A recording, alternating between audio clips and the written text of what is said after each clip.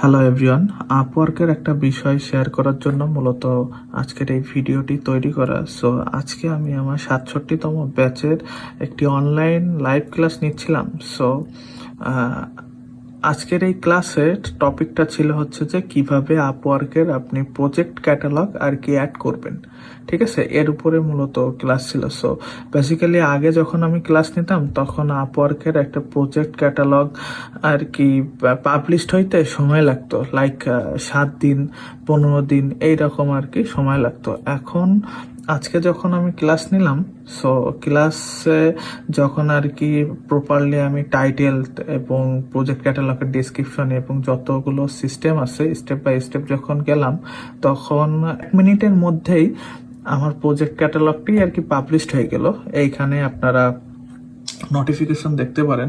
Upwork থেকে আমাকে congratulation জানাইছে, congratulation, project catalogue has been approved. ঠিক আছে, এইটা আর কি দেখাইছে। সো যারা আর কি যাদের প্রজেক্ট ক্যাটালগ আর কি অ্যাপ্রুভ হচ্ছে না, ঠিক আছে, আপনারা প্রপার ওয়েতে আর কি প্রজেক্ট ক্যাটালগ অ্যাড করেন। সো আই হোপ সব প্রজেক্ট ক্যাটালগ আপনাদের অ্যাপ্রুভ হয়ে যাবে। সো এই ধরনের টিপস অ্যান্ড ট্রিক্স জানার জন্য আমাকে ফলো করুন। ধন্যবাদ সবাইকে।